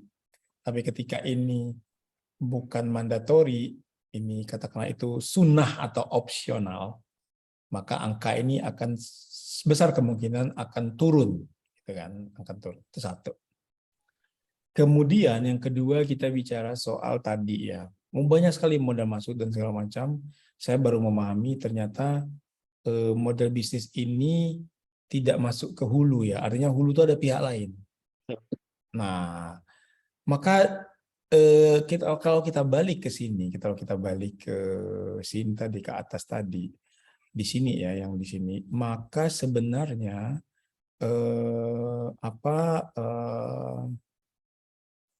di sini ya, di bagian di supplier ini, maka saya melihat apa yang dijelaskan oleh Mas Ari, kemungkinan besar adalah sepertinya tingkat tawar-menawar supply itu tinggi kepada teman-teman di sini. Sehingga teman-teman tuh tidak bisa dalam posisi itu mengendalikan ya. Mulai dari mengendalikan harga, mengendalikan spesifikasi, mengendalikan termasuk bahkan nanti pada ujungnya adalah berapa jumlah yang akan diminta atau disiapkan. Nah, tentu kondisi ini sebenarnya menjadi sesuatu yang berat juga buat bisnis ini ketika kita tidak punya kendali yang kuat. Justru sebaliknya supplier itu punya. Nah, mesti ada upaya-upaya untuk mengatasi ini. Nah, upaya untuk apa? Mengatasi posisi tawar supplier. Adakah cara untuk mereduksi posisi tawar supplier? Dalam konteks bisnis, itu cara yang paling mudah adalah integrasi vertikal. Integrasi vertikal itu kita mengakuisisi dia, gitu kan? Atau kita juga main di sana. Itu cara yang paling mudah. Tapi masalahnya itu punya konsekuensi juga. Konsekuensinya punya persyaratan. Persyaratannya apa? Persyaratannya kita punya nggak kemampuan untuk melakukan integrasi vertikal itu. Nah, mulai dari kemampuan finansial dan kemampuan manajerial. Jangan-jangan kita punya kemampuan finansial tapi nggak punya kemampuan manajerial. Kita bisa beli usaha itu, usaha ternak, tapi kita nggak mampu manage-nya. Itu jadi masalah juga ke depan, gitu kan. Jadi ini, nah, lalu ada cara lain, ada opsi lain apa? Ada nggak alternatif supplier yang sehingga semakin supplier itu punya alternatif, posisi tawarnya akan semakin rendah itu. Nah, ketika posisi tawar semakin rendah, itu adalah sebuah keuntungan buat kita. Sehingga kita tidak, katakanlah itu dikendalikan atau didikte untuk menentukan harga.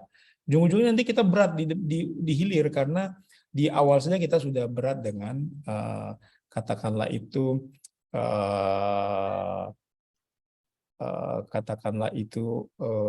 fixed cost berupa ternaknya, gitu kan, yang atau kalaupun tidak disebut dengan fixed cost adalah biaya awal untuk menjalankan bisnis model ini. Nah, ini yang perlu dipikirkan, bagaimana mereduksi posisi tawar itu. Nah, berikutnya adalah tadi pertanyaannya, ketika kondisinya kayak gitu, apakah kita mampu untuk menggeser dari cost leadership ke diferensiasi? Jawabannya sangat mungkin. Justru sebenarnya sekarang seperti saya sampaikan tadi, dengan adanya teknologi jejaring dan mobility saat ini, itu sangat membantu bagaimana si vendor dengan supplier dan dengan buyernya itu bisa terintegrasi dalam suatu rantai proses bisnis atau rantai nilai, yang itu akan memberikan nilai yang makin tinggi untuk semua pihak. Nah, saya kasih contoh misalnya begini. Ada nggak cara untuk bertransaksi lebih efisien sehingga murah biayanya? Misalnya pakai apa? Ada nggak platform yang perdagangan elektronik? Oke. Lalu kemudian ada nggak model pembayaran yang efisien di situ? Oke. Kemudian yang terpenting adalah ada nggak kemudian itu katakanlah itu sebuah ini saya sebenarnya fokusnya mau ke tadi ketika Mas Ari bilang banyak banget nih orang yang bisa masuk di sini, itu kan tukang jual hati pun tiba-tiba jadi. Nah, ini usulan yang mungkin konyol sekali lagi ya. Mungkin nggak Aspakin ini menjadi sebuah rumah sekaligus kendaraan untuk menetapkan sebuah standar bahwa yang namanya vendor akikah itu standarnya seperti ini. Yang itu diatur oleh Aspakin. Sehingga setiap orang ketika ingin masuk ke industri ini, itu punya barrier, punya halangan untuk masuk, nggak gampang. Nah, barriernya itu dari mana? Aspakin ini menentukan. Ini loh standarnya. Di sisi yang lain juga, standar itu membantu para vendor itu menjaga kualitasnya dan kepuasan konsumennya. Karena kita sudah punya nih, standarnya harus kayak gini.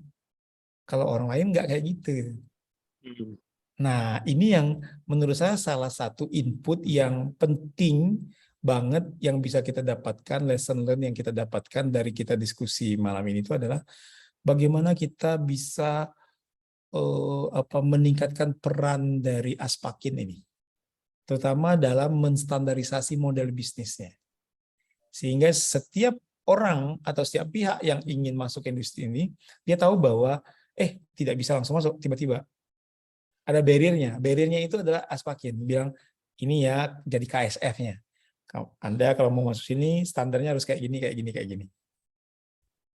Nah, kalau saya boleh mengatakan agak lebih vulgar, eksplisit, saya akan bilang bahwa Anda kalau mau masuk sini harus ada KTA-nya dan ada punya lisensinya, gitu kan? Nah, sehingga ketika Anda menawarkan produk ini kepada si konsumen, ada labelnya. Labelnya sudah tersertifikasi atau sudah terlisensi oleh Aspakin. Nah, gitulah. Sehingga Aspakin yang menjadi goalkeeper-nya. Nah, Aspakin juga yang menjadi kemudian itu penjaga kualitasnya gitu kan. Quality control-nya selalu begitu gitu ya. Nah, Ya, begitu. ya. Nah, Pak Willy, saya mau elaborasi sedikit lagi, Pak ya. Willy. Pak Willy tadi menyampaikan ketika kita berada di cost leadership dan sangat memungkinkan untuk pindah ke diferensiasi, itu bisa dilakukan walaupun itu sangat-sangat memeras otak nih, Pak. Nah, yang mau saya tanyakan adalah, ada nggak sih Pak framework berpikir ketika kita mau beralih ke kuadran nih, dari cost leadership ke diferensiasi? Contoh, misal, apakah kita harus memahami konsumen dulu, atau kita benar-benar memahami produk dulu, atau gimana Pak framework berpikir untuk pindah ini? Sorry Mas Ari, coba diulang lagi kalimat terakhirnya supaya Oke. Jadi ada nggak sih Pak framework berpikir ketika kita mau pindah dari cost leadership menjadi diferensiasi seperti itu? Oh, ya, kerangka berpikir yang sederhananya adalah apakah kita sudah mampu melakukan sesuatu yang menambah nilai dari produk Oh, kita. Itu poinnya. Karena saya kembali lagi tadi, nilai itu ada dua bentuk. Ada nilai produk, ada nilai harga. Nah, nilai harga itu adalah ya tadi memurah oke. atau menurunkan harga.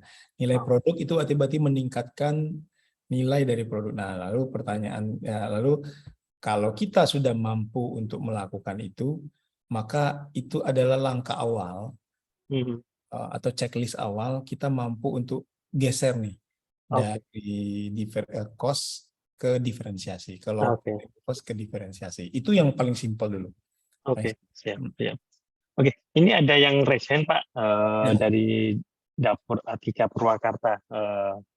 Mau ya, bertanya langsung kah Pak ke Pak Willy? Bro. Silakan, silakan. Jadi kita bisa diskusi bersama nih.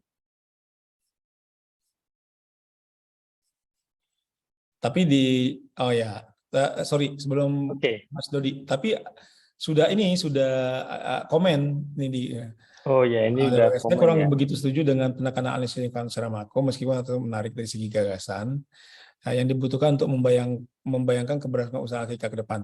Akan tetapi yang dibutuhkan ini adalah melihat Akika ini sebagai industri seperti secara teknis meruntut rantai nilai pasokan, merapikan atau upgrading internal SDM, dan selanjutnya meyakinkan umat bahwa ada kemudahan dalam Akika. Nah, oke. Saya setuju dengan apa yang dikatakan oleh Pak atau Ibu, seperti Bapak ya di dapur Akika ini. Benar bahwa kalau kita melihat dari melihat dari perspektif analisis rantai nilai, maka di sisi model bisnis ini atau proses bisnis dari model bisnis ini, maka itu yang mungkin menjadi katakanlah itu urgensi sekarang untuk kemudian itu meningkatkan katakanlah itu bagaimana model bisnis ini bisa berlanjut di masa yang akan datang. Mungkin ya. Nah, tapi ketika kita melihat dari sisi eksternal, misalnya ada satu kalimat yang selanjutnya meyakinkan umat bahwa ada kemudahan di dalam Akika.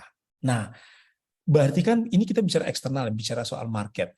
Salah satu di situ adalah bagaimana kemudian pasar itu dibentuk persepsinya tentang Akika itu seperti apa. Yang harapannya bahwa yang ingin dikatakanlah itu ingin di framing bahasanya itu kan ingin dibentuk itu cara berpikirnya itu adalah bahwa Akika itu mudah.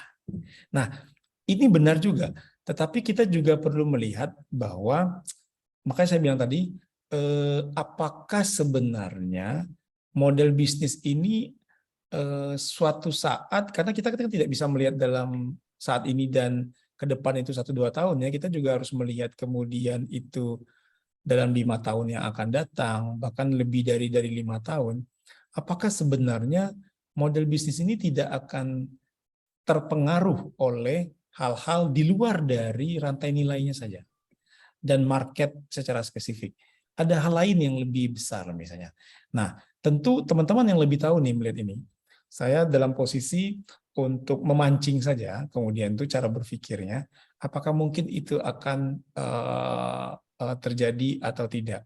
Nah, saya melihat salah satu isunya misalnya ya, kayak dengan kemarin ada COVID, ada wabah PMK, lalu kemudian orang mulai kemarin aja Idul Adha aja, kalau sapinya tidak dikasih atau kambingnya tidak dikasih atau kerbaunya tidak dikasih Vaksin gitu ya, Pak. label sebagai Label. vaksin, lalu kemudian bahkan yang ikut jadi panitia itu diseleksi dan segala macam panitia kurbannya, sehingga saya melihat bahwa sebenarnya di situ ada intervensi pemerintah ya dalam model bisnis, sehingga apakah kita tidak akan sampai ke sana cara melihat itunya kan.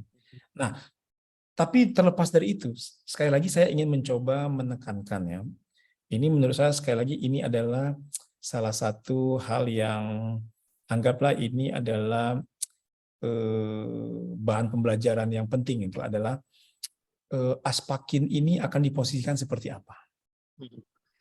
Saya justru melihat sebenarnya Aspakin ini harusnya teman-teman yang ada di dalam Aspakin ini atau yang hadir pada hari ini tuh harusnya dalam posisi bagaimana bisa meningkatkan, katakanlah itu peran kelembagaan dari Aspakin. Nah, sehingga Aspakin ini betul-betul bisa powerful ya, bukan powerful, lebih tepatnya itu bisa punya perannya itu banyak. Ya, mulai tadi kan bisa memberikan peran advokasi, bisa memberi peran akses pasar, bisa memberi peran asistensi, bisa memberi peran macam-macam lah ya. Nah, itu menurut saya itu menarik gitu ya. Nah, itu bisa dijadikan salah satu lesson learned. Siap, Ya, siap, Mas siap. Dodi, silakan, Mas Dodi. Oke, Bang Dodi silakan. Di-unmute aja langsung sekalian diskusi bareng.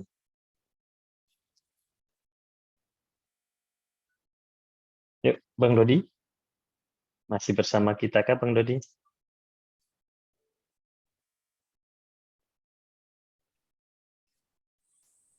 Oke, Assalamualaikum warahmatullahi wabarakatuh. Selamat malam. Waalaikumsalam warahmatullahi wabarakatuh. Iya, yang memang kita akan hadapi beberapa bulan ke depan sudah pasti kan memang gambarannya agak serem ya Mas kalau dilihat dari gambaran is recession, global recession ya. Yang secara tidak langsung pasti mau tidak mau akan mempengaruhi bisnis kita. Yang mungkin menjadi gambaran pada saat kita mengomongi mengenai competitive advantage. Di saat hari ini mungkin 85% pelaku akikah sudah bermain di red ocean, dan kita akan menemui dengan gambaran ke depan dengan kondisi global recession ini, kemungkinan kita akan banyak atau mungkin ada best. Hilang suaranya Bang Dodi. Dalam staying survive di global recession ya gitu. Mungkin itu Mas yang pertama. Yang kedua, pada saat kita ngomong red ocean ya, mungkin ada batasan bawah di mana dikatakan itu red ocean. Kadang-kadang teman-teman nanti biar kita tahu either misalnya profit margin 6% atau 7% itu masih disebut sebagai red ocean atau sebenarnya sudah masuk ke area bleeding dan bukan lagi tempat yang menarik.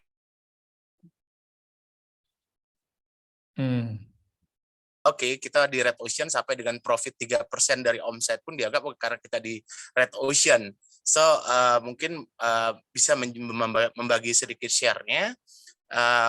Kapan waktu yang tepat untuk mengatakan benar ini red ocean atau harus mereka menaikkan? Mereka mau tidak mau harus switching dari red ocean mereka. Kalau nggak mereka masuk ke dalam area bangkrut gitu, Mas. Mungkin 2 pertanyaan itu, Mas. Terima kasih. Ya. Baik, Mas Udi, ini pertanyaan menarik. Mungkin yang lebih berkompeten menjawab, mungkin teman-teman yang lain yang ini ya. Saya lagi awam di industri ini, saya khawatir saya tidak memberikan informasi yang precise ya. Tapi satu yang saya setuju bahwa di depan mata ancaman itu sudah ada karena negara-negara yang sudah mulai mengalami, maka memang konsekuensi yang paling logis adalah yang terjadi adalah tingkat kompetisi atau intensitas rivalry akan makin tinggi kemungkinannya. Kenapa? Karena akan semakin berebut untuk mendapatkan market ketika kondisi ini makin kemudian itu sulit di dalam ekonomi. Nah, lalu tadi pertanyaan tadi yang muncul di chat room itu kan, ya konsekuensinya akan besar kemungkinan terjadi yang namanya perang harga lagi gitu kan. Nah, saya melihatnya adalah kemudian baik lagi ya. Kalau saya punya perspektif, bisa jadi saya salah ya. Saya berharap sebenarnya Aspakin ini menjadi wasit. Ya. Bisa menjadi wasit bagaimana membuat aturan main sehingga ketika kondisi lagi resesi nanti, ini gimana nih bagi-bagi bolanya kayak apa supaya, atau bagi-bagi kartunya seperti apa supaya kita tidak di dalam tidak saling terjadi yang namanya gesekan yang tidak, katakanlah itu tidak, atau kompetisinya tidak sehat katakanlah begitu ya. Nah, ini perlu di teman-teman atau pengurus terutama Aspakin ini perlu melihat itu. Nah, kemudian yang kedua adalah tadi yang disampaikan oleh Mas Dodi berkaitan dengan baseline-nya Red Ocean gitu kan. Nah, memang betul dalam suatu industri itu Red Ocean itu bisa ditentukan atau diukur berdasarkan kriteria tertentu. Salah satu kriterianya memang benar bahwa misalnya berapa sih tingkat margin yang diekspektasikan dalam industri itu. Nah, tanpa menghitung kemudian tuh berapa jumlah pemain di sana, karena sebenarnya jumlah berapa tingkat margin yang ditentukan itu sudah secara implisit itu mencerminkan nanti berapa jumlah pemain di industri tersebut. Nah, tinggal kemudian itu berapa kemudian itu angka yang precise-nya untuk itu. Nah, itu saya nggak tahu, saya nggak bisa jawab gitu kan. Nah, berapa nih angka precise-nya di industri ini? Nah, kalau kayak seperti orang-orang trading di pasar modal itu kan para analis teknikal akan bilang bahwa itu tergantung preferensi dari trader atau investornya. Ada yang bilang bahwa 5% cukup, ada yang bilang 10%, ada yang sampai kemudian itu 15% atau segala. Nah, tapi apakah ini ada katakanlah itu pedoman atau aturan yang menetapkannya?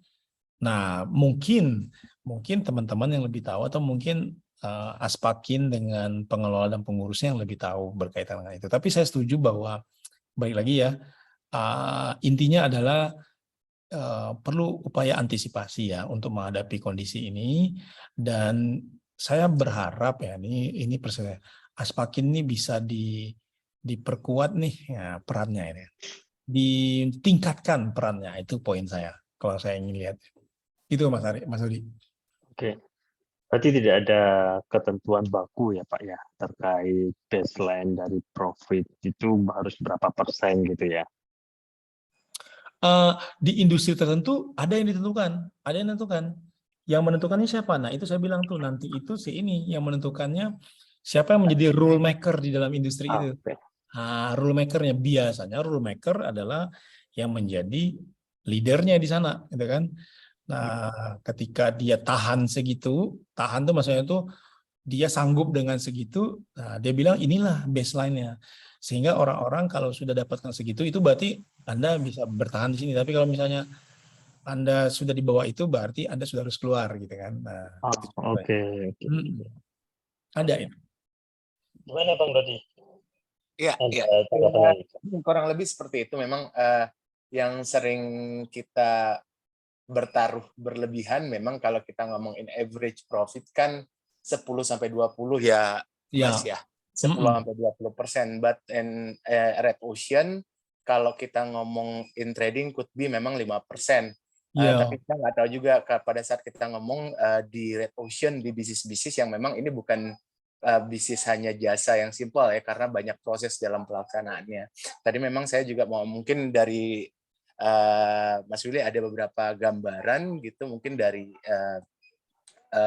bisnis lain mungkin yang mereka mungkin ada baseline-nya di beberapa persen mereka sudah out, bahwa mereka tidak bisa kalau melanjutkan di 4% sebenarnya mereka itu sudah bukan lagi red ocean, sebenarnya ready to die ya. Artinya udah siap mati, cuman bertahan hidup segan mati nggak mau gitu ya Mas. Cuman ngomongnya selalu bilang oke, gue di red ocean gitu loh. Tanpa mengakui ya sebenarnya it's not a profit business again gitu ya. Ini nggak profit lagi, tapi selalu dengan kilah adalah gue di red ocean kok, jadi wajar di 3-4%. Makanya saya tadi mungkin ada beberapa preferensi dari best practice another kind of business gitu ya Mas ya. Mungkin either di 7% itu udah nggak menarik sebenarnya, atau di 6%. Karena kan kalau kita ngomong in growth business, 15% profit sendiri dengan mungkin profit margin ya 15%, untuk kemungkinan growth-nya aja hampir tidak ada dana investasi kan. Gitu ya. Mungkin di 20% itu masih agak bagus, ada dana for personal saving dan ada investment. Tapi mungkin ada di best practice lain, mungkin itu tadi yang mau saya dapat, mungkin yang masih ada gambaran yang lain gitulah. Dan yang kedua mungkin mau tidak mau memang recession akan membawa kita ke arah yang lebih tidak menentu, karena kondisi kita hari ini sudah di dalam area red ocean, everything is about price gitu kan. Dan konsumen sudah mungkin lebih menurun lagi, bahkan bisa kita bilang dengan kemampuan pendapatan yang ada hari ini, tingkat konsumen murah gitu loh. Dengan banyak pilihan kita punya banyak pilihan dari 1,5 sampai ke 4 juta, tapi hampir 75% itu adalah di 1,5 dan 1,8 lah. Kurang lebih gitu Mas gambarannya. Mungkin ada sharing-sharing tadi, ya nggak apa-apa, dapat another insight lah gitu. Thank you Mas. Ya. Sebenarnya ada lain ya, tapi industrinya jauh. Saya contoh tuh di dalam satu industri oil and gas misalnya itu, di hilir itu biasanya itu mereka punya angka 12,5 misalnya, 12,5%.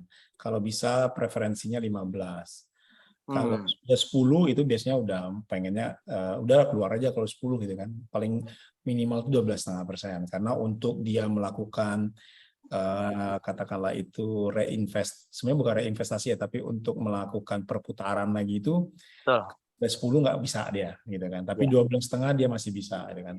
Kalau 15, nah nafasnya masih panjang gitu kan, istilah kita tuh nafasnya panjang. Nah ini contoh. Kalau makanya tergantung gimana model bisnis dan sifat dari bisnisnya, nature of bisnisnya bisa jadi beda-beda ya.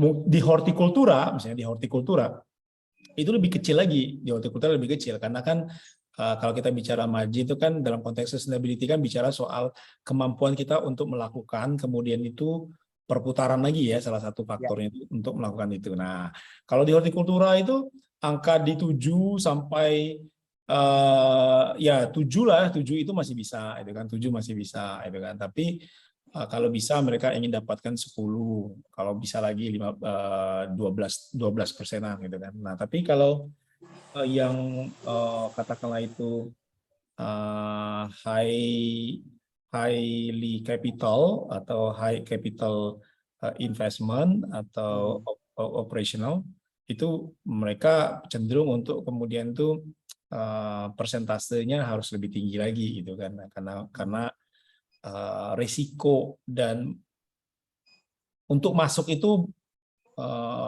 persyaratannya banyak gitu kan, dan untuk keluar pun nggak mudah gitu kan, sehingga persentase ini tidak bisa lebih itu ya, berbeda kalau kayak di hortikultura. Jadi ya intinya ini sih apa tuh lihat ininya ya, lihat bagaimana bisnisnya itu kayak apa gitu kan. Nah, bagaimana di sini? Nah, saya nggak tahu nih, teman-teman yang lebih tahu nih. Karena kan bisa hitung nih, bisa hitung kan?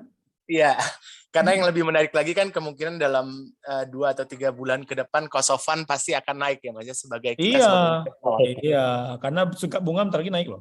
Betul. Ya bunga naik, cost of fund-nya naik, nah itu. Ini pasti itu. Jadi itu kayaknya udah di depan mata itu, kemungkinan jelang-jelang akhir tahun itu akan dinaikkan gitu. Makanya tadi Menteri Keuangan sudah bilang kita harus tangguh dan segala macam segera pulih. Itu kan sebenarnya upaya untuk menyemangati supaya kalau bisa kita bisa menahan. Tapi kan pasti BI nanti kan berpikirnya kebalik. Naikin. Naikin gitu kan. Nah kayak gitu. Ya mesti kita aware. Survive, ya. Iya. Ya, thank you, Mas. Ya, sama-sama. Oke, thank you Bang Dodi. Oke, teman-teman ada mungkin kita cukupkan ya karena udah jam 9.46, kita udah Oh iya. kita mulainya udah jam 8 ya, sudah 1 jam 47 menit nih kita diskusi bersama. Terima kasih waktunya Pak Willy. Sami-sami. Oke, terakhir Pak, mungkin kita bisa itu ya, satu lagi, saya mohon izin Pak Willy, nanti materi Pak Willy kita share ke teman-teman. Boleh ya, Pak? dengan senang hati kok. Itu free kok. Dengan- Siapapun boleh. Terima Sekarang ini kasih, Pak. prinsipnya pengetahuan itu gratis. Siap. Yang menentukan unggul itu bukan pengetahuan, tapi siapa yang mampu memanfaatkan pengetahuan. Oke, siap. Oke Pak, ini ada Bang Fahmi. Mas Fahmi nih satu lagi resen. Umum Aspakin kita Pak. Oh iya. Oke, silakan Bang Fahmi.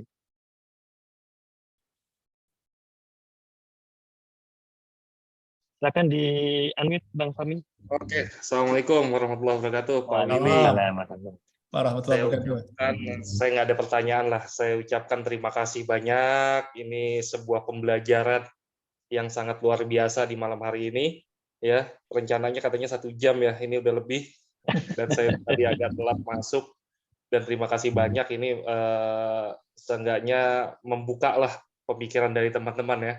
Bagaimana itu membuat cost leadership, diferensiasi dan segala macamnya. Karena memang perang harga ini mungkin karena teman-teman itu masih ngerasa kalau jualan mahal itu mungkin nggak laku atau seperti apa. Mungkin di sini terbukalah pemikiran dari teman-teman seperti apa. Padahal kalau di saya sendiri pribadi ya, dan sekjen saya itu Bang Rian itu udah membuktikan dengan kita bermain di diferensiasi dan juga harga juga kita tinggikan, itu ternyata ya memang tetap masih laku gitu ya kan. Di kami sering mungkin setelah ini teman-teman kembali lagi menghitung HPP-nya mungkin seperti itu. Dan saya meminta juga ini Pak Willy jangan bosan-bosan ini. Siap.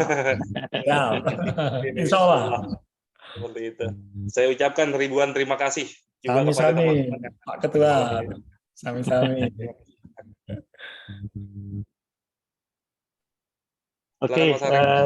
Oke, terima kasih Bang Fahmi atas itu ya speech-nya, last speech di malam ini.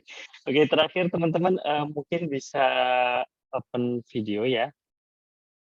Open video kita mau foto-foto bareng nih bersama Pak Willy sebelum kita tutup untuk diskusi malam hari ini yang berjalan sangat panjang dan menarik juga diskusinya gitu kan. Komen-komennya juga menarik, men-challenge Pak Willy kan, Pak Willy juga di-challenge gitu ya. Dan ini sangat luar biasa antusiasmenya. Oke, Bang Diki ya, admin sekaligus yang memfasilitasi untuk Zoom meeting. Silakan Bang Diki dipimpin untuk foto-fotonya nih. Udah siap belum? Cek. Siap. Ya, buat teman-teman semua dimohon untuk membuka kamera ya. Mandikinya yang nggak kelihatan nih malahan. Ya, ini lagi siap-siap dulu. Di sensor. Oke. Sama teman-teman ya, pasang wajah paling ganteng, kita difoto sama Bang Diki nih. Ya, oke, kita mulai dari sekarang. 3, 2, 1. Lagi. 3, 2, 1. Lagi. 3, 2, 1. Oke, sip. 3. Oke, terima kasih Bang Diki, Pak Willy, terima kasih sekali lagi. Terima kasih ya Mas Ari, Pak Ketua, Pak Fahmi dan semuanya ya. Atas sukses semua untuk usahanya ya. Semua. Sukses, berkah untuk semuanya. Oke, Ya, amin. Terima Terima kasih Pak kasih. Willy. Selamat Sami-sami. malam. Berjumpa teman-teman. Assalamualaikum warahmatullahi wabarakatuh. Waalaikumsalam warahmatullahi wabarakatuh. Izin live semuanya ya. Ya, Pamit. Pak Willy. Yo, Ya. assalamualaikum. Waalaikumsalam warahmatullahi wabarakatuh.